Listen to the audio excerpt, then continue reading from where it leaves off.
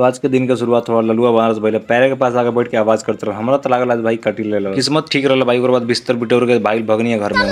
तो कोचिंग पे कल के एक्सीडेंट भइल ओकर वजह से छुट्टी ला कोचिंग पे तब निकल गई सीधे घर। तो रास्ता में पड़ल प्रसिद्ध पानी की दुकान। दुकान खाली हेती चुकी बा लेकिन भाई अगर कमाई दिन के बहुत मस्त बाटे। जे भी लोग पानी के शौकीन होई भाई इजा आके जरूर रुक के पान खा के जाते। तो सोचू घर जाते बानी तो भाई पिस्ता वाला कुल्फी ले जाए भाई काहे कि कुल्फी के अंदर स्वाद ना मस्त लागल ना भाई काहे बताओ जाता। दो कुल्फी ले लेंगे मम्मी खतरा को अपना खतरा। अपन घर आके कुछ देर आराम है कइले दूर नहीं आके जबरन उठा के हमरा ले गए कुबेरस्तान कहते चलो कुछ काम बाटे। लेकिन कुछ भी कहो मौसम तो भाई बारिश वाला एकदम मस्त बनल। तो राज बाबू के कुछ सामान लेकर इलेक्ट्रिक वाला था इनकरा के का ना कौन बेचैनी जला लागे ना कहीं कुछ जाते सामान लेकर उठा के हेम तेम कर हम कहने बाबू रख दो सामान। तो हमने आगे सबसे फेमस जगह दूधसागर पोखरा अइले के बाद मन इतना शांत हो जाला काहे बतावल। तो मिस्टर अनुज का कीड़ा कटले रहल बराबर ही काने कहां से फोम वाला गत्ता पागल ओकर बाद से राज के ऊपर ले पूरा छिड़क दिलो। राज भी कहता नहीं मर्द ना सुधरबो। तो मम्मी से कही गई मम्मी मशरूम लेके आए मशरूम की सब्जी बना दी। तो मम्मी को ठीक बटे मशरूम के लेके तो मशरूम तरह खतरा बना दी। बाबू के जमीने पर कम लेकिन मोबाइल में ज्यादा ध्यान रहा था टैच कॉल। भाई पैर में थोड़ा ज्यादा दिक्कत हो गई दर्द इतना ज्यादा होता है काहे बताओ जाओ। पहुंच गई डॉक्टर साहब के पास साफ करा हुआ था। डॉक्टर साहब इतना बेरहमी से पैर पकड़ के साफ करने इतना दर्द उतर लगा ही। डॉक्टर साहब दर्द के कम करके ना बढ़ा के कहते ना लो दवाई खाइए और ना सूखी तो फिर दोबारा आई हो। तो आज के दर्द भरल मिनी ब्लॉग कैसे लगा अच्छा लगा तो सब्सक्राइब करें। मिलते हैं फिर नेक्स्ट मिनी ब्लॉग में।